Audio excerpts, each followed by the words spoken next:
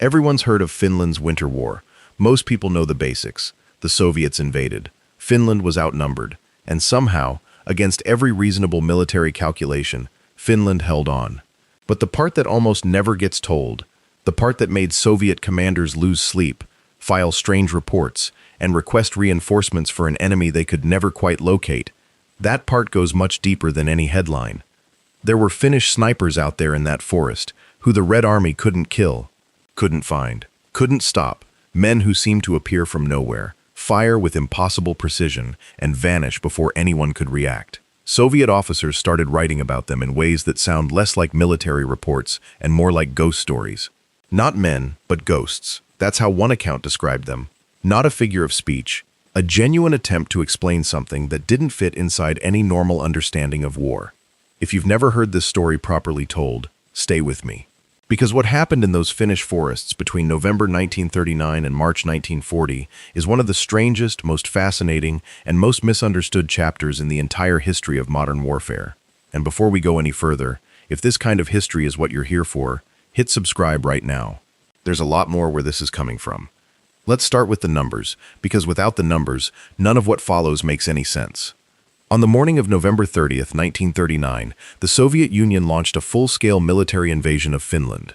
The Red Army committed approximately 450,000 soldiers to the initial assault, backed by over 6,000 tanks and nearly 4,000 aircraft. Finland's total military strength was somewhere around 300,000 men, and that includes reserves, civil guard volunteers, and support personnel. Their air force had fewer than 130 combat-ready aircraft. Their tank corps was almost non-existent. Their artillery was stretched thin and running low on ammunition within the first weeks of the campaign. On paper, this wasn't a war, it was a demolition. Soviet planners expected Finland to fold within 2 weeks. Some accounts suggest the most optimistic estimates inside the Kremlin put it at less than 10 days. There were Soviet officers who were genuinely concerned they wouldn't get to the front in time to participate before it was over. That is how confident they were. And then Finland said no. Not politely, not symbolically. Finland said no in a way that shattered entire Soviet divisions, froze the Red Army in place for months, and forced Stalin to rethink everything he thought he knew about modern warfare. The cost to the Soviet Union by the time the war ended in March 1940 was staggering. Estimates of Soviet casualties range from 125,000 to over 160,000 killed, with hundreds of thousands more wounded, captured, or missing. Some independent analysts have placed total Soviet casualties, killed, wounded, frostbitten, and otherwise incapacitated, at over 320,000. Finland lost approximately 25,000 men killed and around 43,000 wounded. Think about that ratio for a moment. A nation the size of a medium-sized European province, with no tanks to speak of and a handful of aircraft, held off the world's largest army for over 3 months and inflicted casualties at a ratio that military historians still find almost impossible to explain through conventional analysis. The reasons for that are many, and we'll get into all of them. But one factor stands above almost every other in terms of psychological impact, tactical disruption, and sheer bewildering effectiveness: the Finnish sniper. To understand why Soviet soldiers were so disturbed by the Finnish snipers, you have to understand where the war was being fought. Finland is not an easy country to invade under any circumstances. Its geography is, from a military standpoint, almost deliberately hostile to large conventional armies. The country is covered in dense boreal forest, enormous stretches of pine, spruce, and birch, so thick that visibility drops to almost zero within meters of the tree line. The terrain is broken up by thousands of lakes, bogs, marshes, and river systems that cut across any obvious line of advance. In winter, those lakes freeze solid enough to walk on, but also become enormous white open spaces where anyone caught in the open is completely exposed. And in November 1939, Finland was in the grip of one of its worst winters in decades. Temperatures dropped to minus 40 degrees Celsius in some areas. Snowdrifts buried roads, trails, and landmarks. Rivers and lakes were locked under ice. The landscape became, in the most literal sense, a white blank, featureless, disorienting, and utterly merciless. For the Red Army, this was a catastrophe before the shooting even started. Soviet supply lines were roads, and the roads in Finland were limited, winding through forests and easily cut. When Soviet columns advanced along these roads, They were channeled into narrow corridors with dense forest on both sides. They couldn't spread out. They couldn't maneuver. They had to keep moving forward along the road or stop entirely. And stopping in -40-degree weather, in open vehicles, without proper winter equipment, was its own kind of death sentence. The Finnish army understood this landscape intimately. These were their forests. Many Finnish soldiers had grown up hunting, skiing, and navigating this exact terrain. The knowledge wasn't something they'd learned in a training manual. It was embedded in their muscle memory, their childhood, their lives.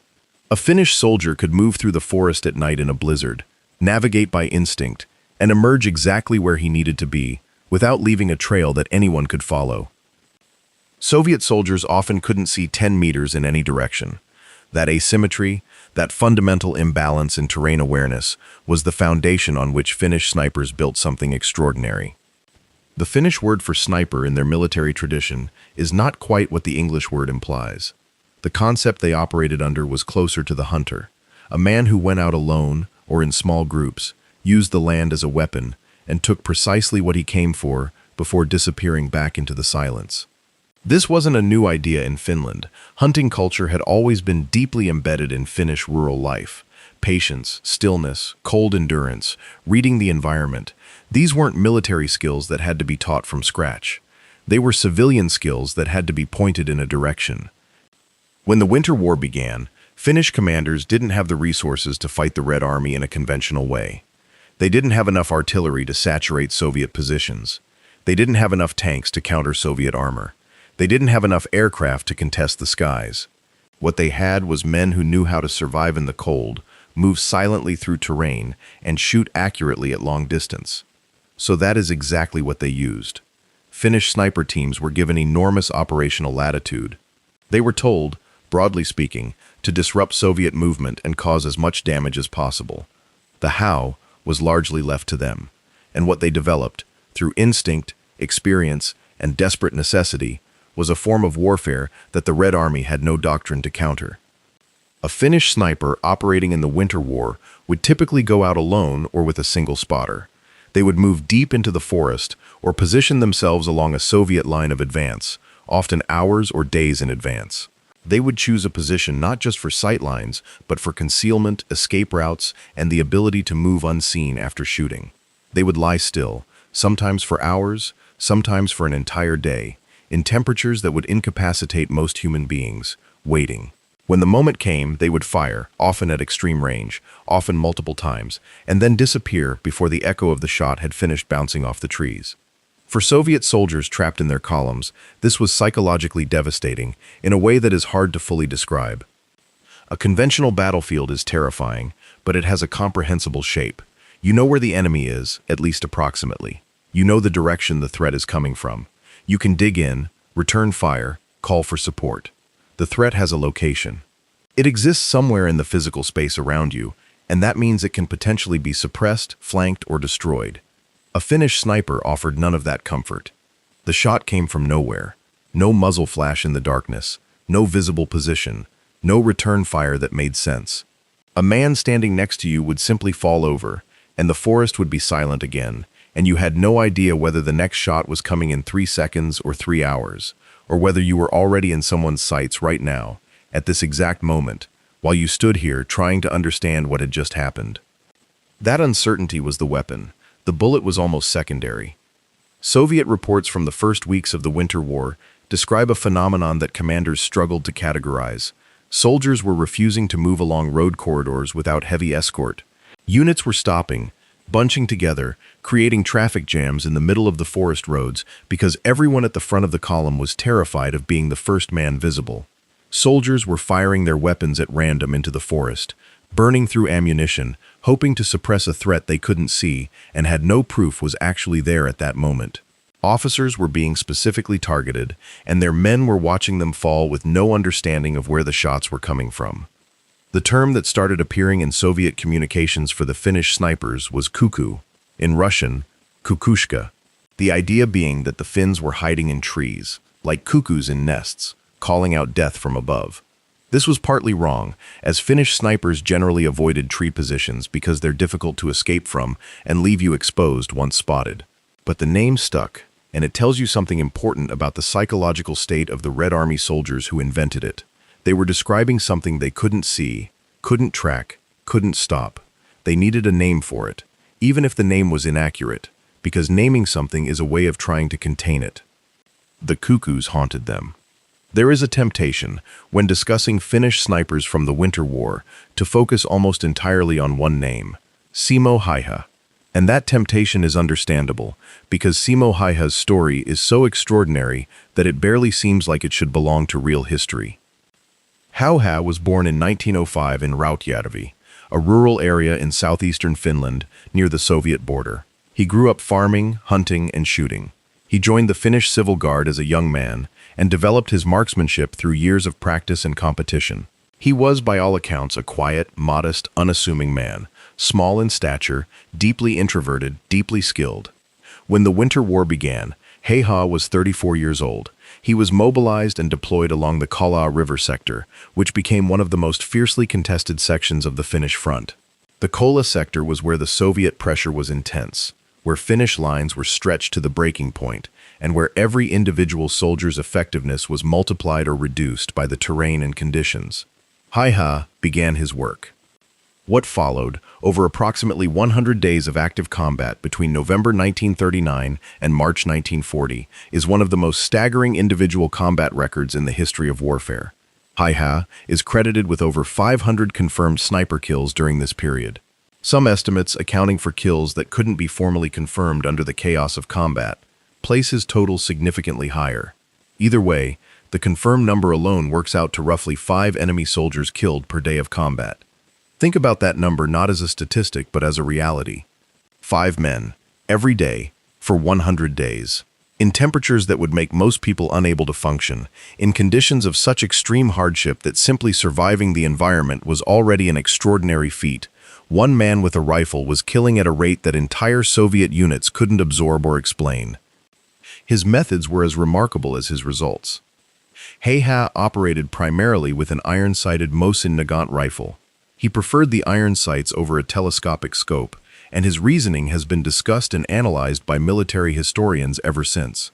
A telescopic sight requires you to raise your head higher, increasing your visible profile. It reflects light, which can give away your position. In close forest terrain, the parallax of a scope can actually reduce effectiveness at shorter ranges. Iron sights kept him lower, kept him invisible, and in the ranges he was typically shooting, which were often between 100 and 400 meters, were entirely sufficient for the accuracy he required. He dressed in white. Head to toe, his entire kit was designed for concealment against the Finnish snow. He would pack snow into his mouth before shooting to prevent his breath from creating a visible cloud of vapor in the cold air. He would use snowbanks as firing positions, building small platforms of packed snow that gave him a stable rest and kept his silhouette below the surface of the surrounding terrain.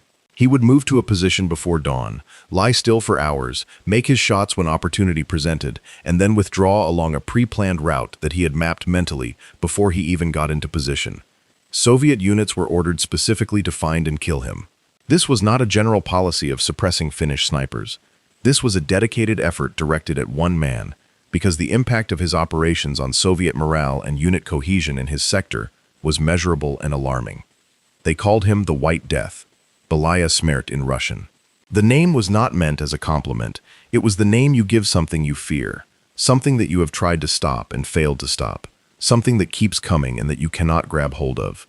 Soviet units tried artillery barrages on suspected positions. They tried counter-sniper operations, sending their own trained marksmen to hunt him. They tried flanking movements designed to catch him from multiple directions simultaneously. Nothing worked with any consistency. He would simply not be where they expected him to be. He would have already moved. The position they shelled would be empty. The route they flanked would show no tracks. And then somewhere else along the line, another report would come in, another man down, no shooter visible, no direction identified.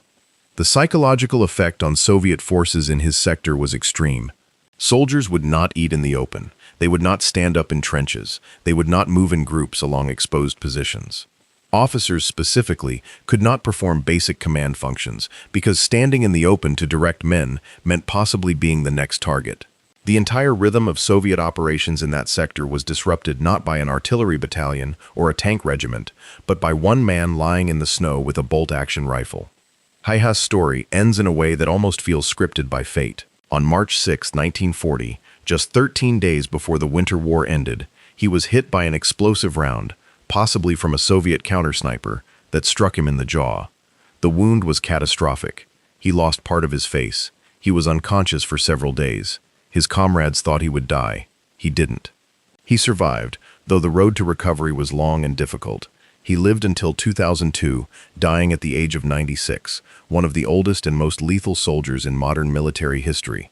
When asked about his kills in interviews later in his life, Hai was characteristically understated. He said he did what he was told as well as he could. No drama, no pride, just a quiet acknowledgement of what had been required of him, and that he had done it. But Simo Haiha, extraordinary as he was not the whole story. He was the most extreme expression of something that was happening all across the Finnish front. The Kolo River sector alone produced several snipers with kill counts that would be considered exceptional in any other military context. Sulo Kolka is credited with 400 confirmed kills during the Winter War. Haiha's immediate comrade and contemporary, operating in the same sector, under the same conditions, against the same Soviet forces. Kolka was quieter even than Haiha in historical terms, less often discussed, but the numbers tell the same story. Then there was Juho Olavi Kurunen, credited with over 400 kills. Tobias Puolakainen, with figures in the same range.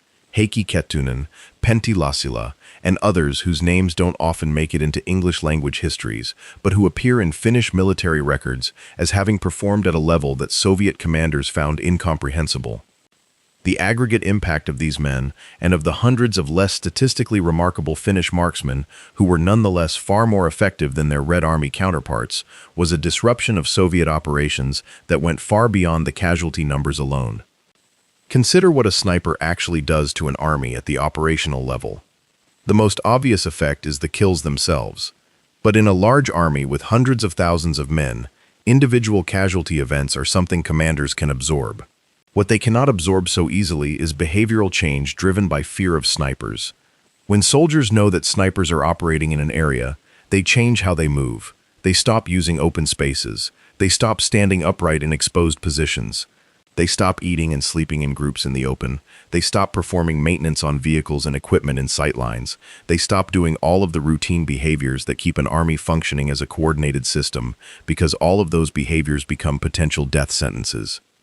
An army that cannot move freely, cannot communicate openly, cannot bring officers forward to direct operations, and cannot perform basic maintenance and logistics functions in exposed areas, is an army that loses the ability to coordinate and attack effectively. Finnish snipers didn't just kill Soviet soldiers. They paralyzed Soviet operations over large sections of the front by making the simple act of functioning as an organized military unit feel impossibly dangerous. Soviet commanders documented this paralysis extensively. Reports from the Karelian front describe units that were combat ineffective not because of their casualty numbers, but because of what one officer called the impossibility of command. He couldn't bring his officers together. He couldn't stand at a map. He couldn't point at anything or direct anyone without fear of being the next man down. The snipers hadn't killed his officers yet, but the possibility that they could at any moment was enough to shut the whole command apparatus down. That is an extraordinary level of effect for any weapon system to achieve, and the Finnish snipers achieved it with bolt-action rifles and white camouflage suits in temperatures that would ground aircraft, freeze engines, and kill exposed men overnight. Parallel to the psychological war of the Finnish sniper, there was something else happening in those forests that Soviet commanders found equally disturbing: the Finnish Madi tactics. The word Madi comes from the Finnish unit for a cubic meter of firewood. The image it captures is exact. Finnish forces would surround a Soviet column, cut it off front and back, and then methodically chop it into smaller and smaller pieces until each piece could be eliminated separately. These tactics worked in direct partnership with sniper operations. The Finnish units would first disrupt Soviet movement using sniper fire, forcing columns to stop. Once a column had stopped, even temporarily, it became vulnerable to encirclement because it was no longer moving and the forces behind it were also being disrupted and couldn't push forward to maintain cohesion. A stopped column in the Finnish forest was a column surrounded by darkness, trees, and Finnish soldiers who could move through that terrain at will. The winter of 1939 to 1940 gave the Soviets almost no good options in this situation. They couldn't leave their vehicles because the cold would kill them. They couldn't advance because Finnish fire was ahead of them. They couldn't retreat because Finnish forces had cut the road behind them. They couldn't call for relief because the relief column was stuck too. They couldn't receive airdrop supplies effectively because the forest canopy was too thick. So they sat, and they froze, and they starved. And the Finnish snipers, circling in the darkness outside the light of their fires, kept shooting.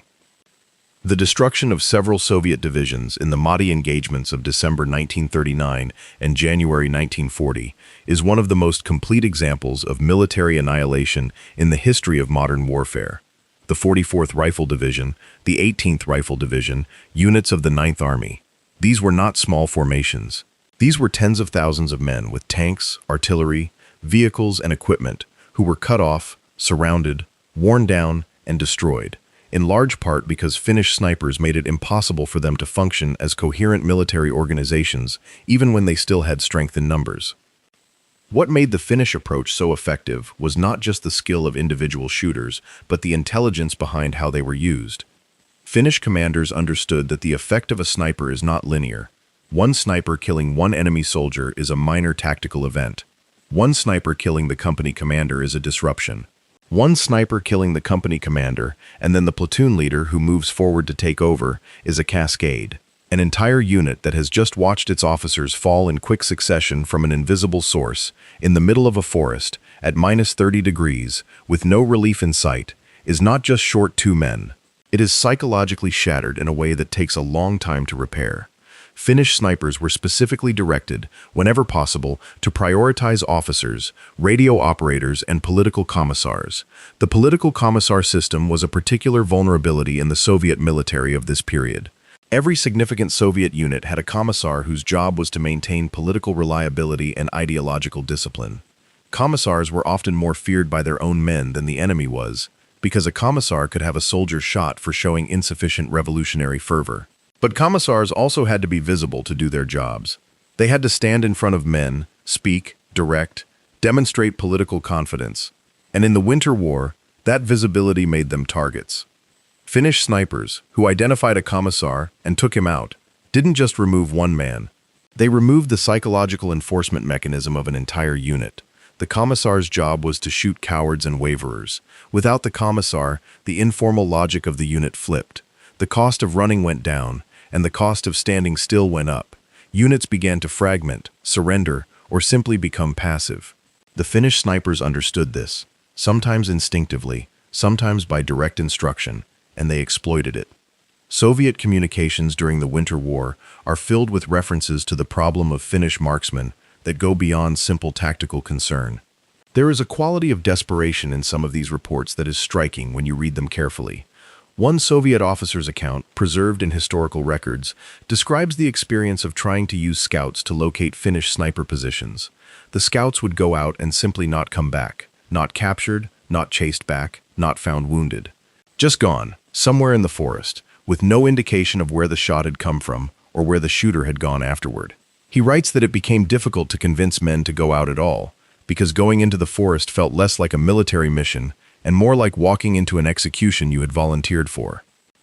Another account describes the effect of a Finnish sniper operating against a Soviet supply point for several days, not attacking the supply point directly, just shooting individual soldiers who appeared in the open around it.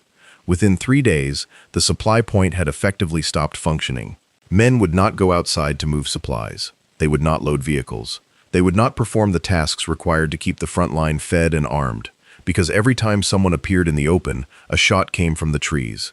The supply point became a building full of men who were alive, but who had stopped doing anything useful. That is the mechanism, not death, but the fear of death, not casualties, but the cessation of function. The Finnish sniper's most powerful weapon was not his rifle. It was the space between his shots, the silence, the waiting, the impossibility of knowing when it would happen next. Soviet commanders tried to adapt. They brought in their own counter-sniper specialists. They introduced more aggressive patrol tactics designed to push Finnish skirmishers back from road corridors. They used artillery and mortar fire to blanket suspected sniper areas. They increased the use of armor as escort for columns, reasoning that if soldiers stayed close to tanks, the tank's bulk would provide some protection. Some of these adaptations helped at the margins. None of them solved the problem. Finnish snipers simply adjusted.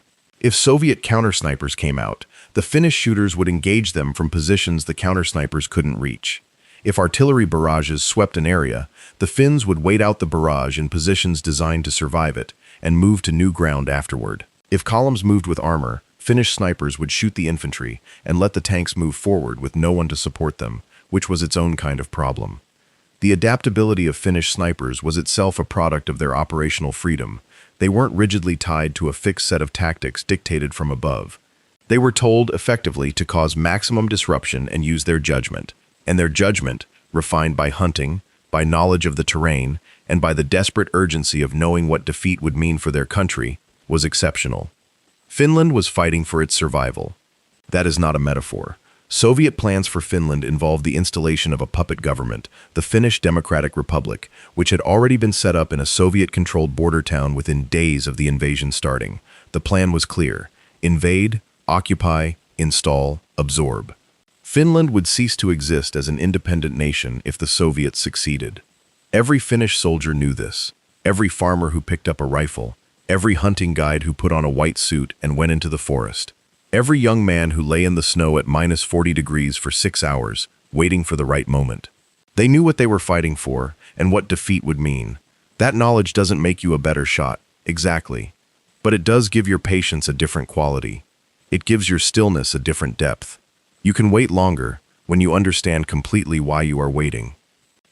The Soviets, by contrast, were fighting an ideologically framed war against a small nation that much of the world, including significant portions of Soviet society, did not think deserved to be invaded. Soviet soldiers were often poorly led, badly equipped for the conditions, given incoherent orders, and fighting in terrain they had no understanding of, for objectives that many of them didn't fully believe in.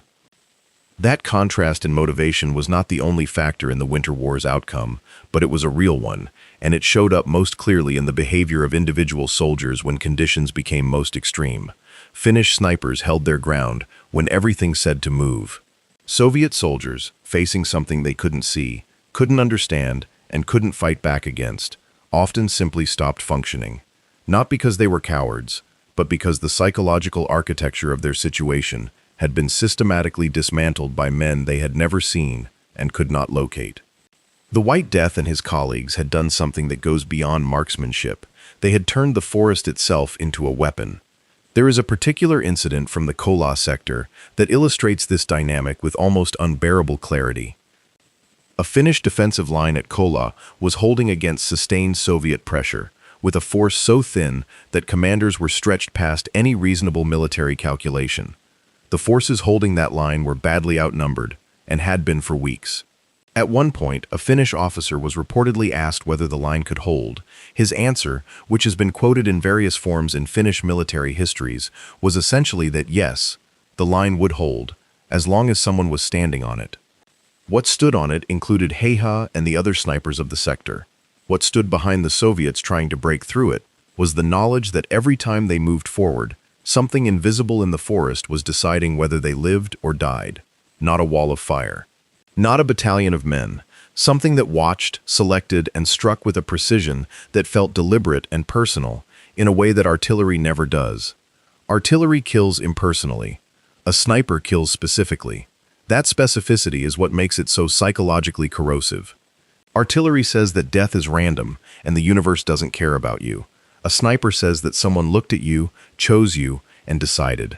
That feeling, that sense of having been selected by an intelligence that is somewhere in the dark around you, is one of the most destabilizing experiences a human being can have under combat conditions. Soviet soldiers who survived the Winter War and wrote about it later described the snipers in terms that consistently go beyond tactical description into something more personal, more shaken. The forest watches you. You can't eat without feeling a sight on you. Standing up feels like a decision that you may not survive. You stop being a soldier and start being an animal trying not to be hunted. That is what Finnish snipers accomplished. And they accomplished it with rifles, patience, knowledge of the land, and temperatures that would have killed lesser men. The technology of the Finnish sniper in the Winter War was deliberately austere. We've mentioned Heiha's preference for iron sights, but it's worth going deeper into the actual equipment picture because it tells you something important about what was actually happening. The primary weapon of Finnish snipers was the Mosin Nagant rifle, specifically the Finnish modified version that Finnish arsenals had been refining since the 1920s. Finland had inherited large quantities of Russian Mosin Nagant rifles after independence and had spent the intervening years carefully improving them. Finnish gunsmiths worked on barrel quality, trigger mechanisms, and stock fit in ways that made the Finnish Mosin significantly more accurate than the standard Soviet-issue version of the same weapon. The Finnish sniper's rifle was not a sophisticated custom precision weapon in the modern sense. It was a bolt-action rifle with a 5-round internal magazine, an effective range of several hundred meters for precision work, and the kind of robustness that made it functional in extreme cold, where more complex mechanisms would jam or fail. Finnish soldiers knew how to maintain their weapons in cold weather, how to keep the action free of ice, how to store ammunition so the cold didn't affect performance, how to handle a rifle with frozen fingers without breaking their grip. Soviet snipers, by comparison, often had technically superior optics, but optics in extreme cold bring their own problems. Lens fogging, reticle distortion at temperature extremes, the additional height profile that Heiha specifically tried to avoid. In the winter war conditions, the Finnish preference for simplicity and reliability over technical sophistication turned out to be well matched to the environment.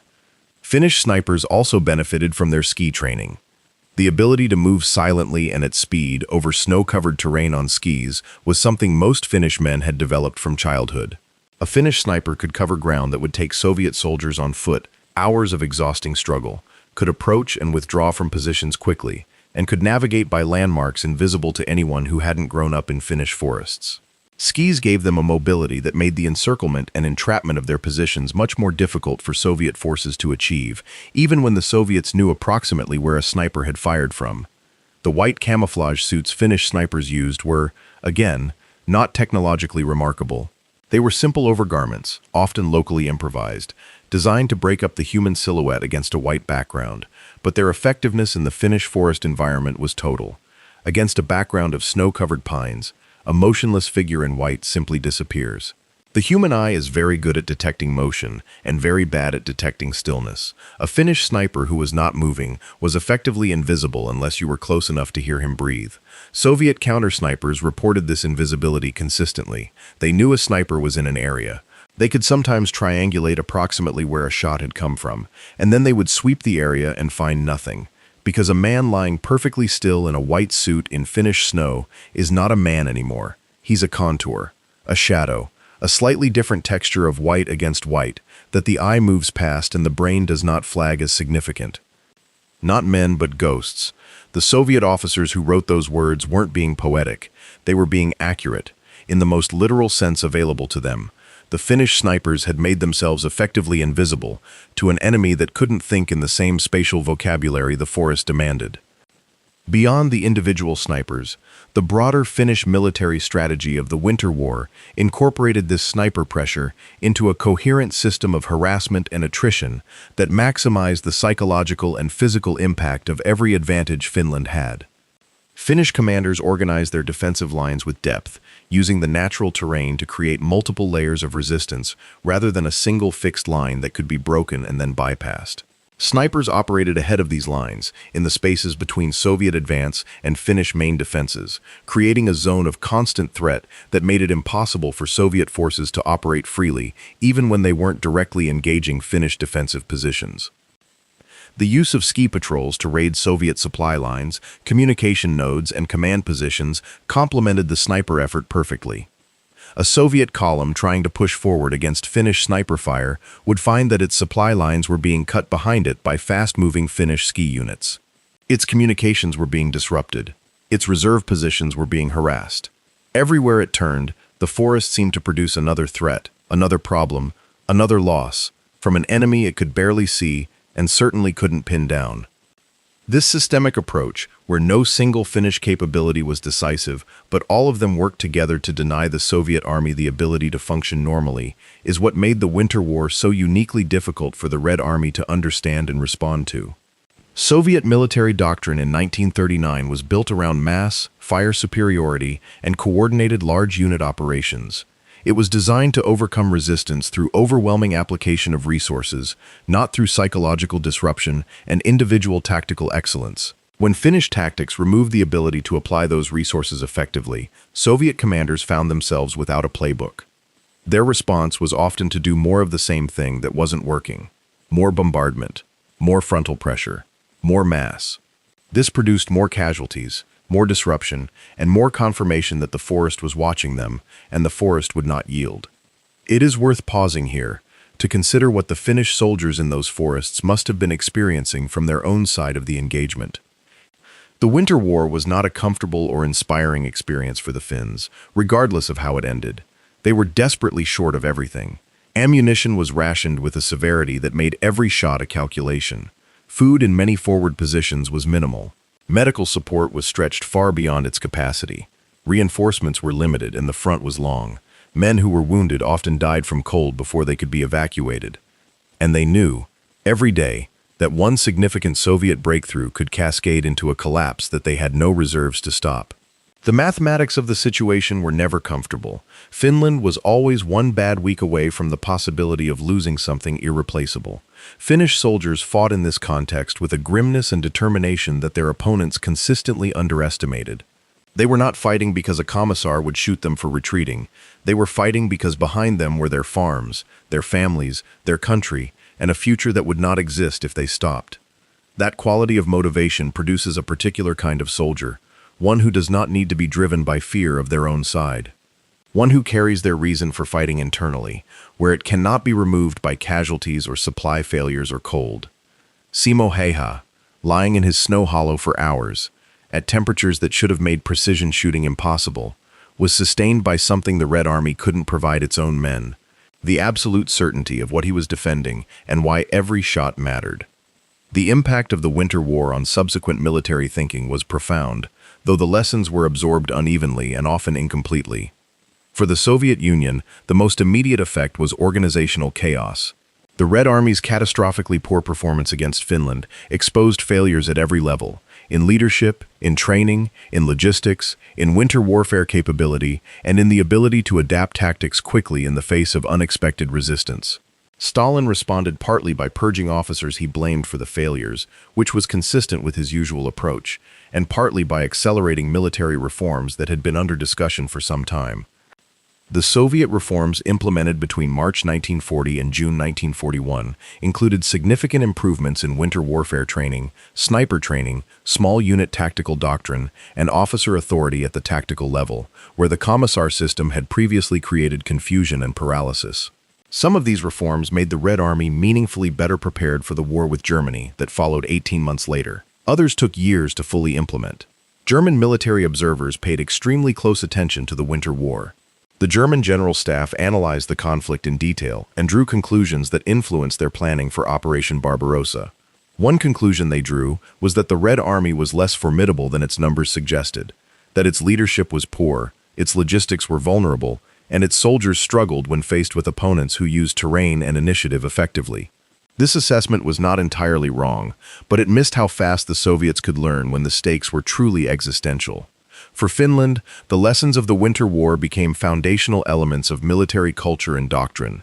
Finnish sniper training became more formalized and institutionalized. The skills that had been largely informal in November 1939 were built into a training system that produced capable marksmen as a matter of standard military preparation rather than a fortunate accident of cultural background.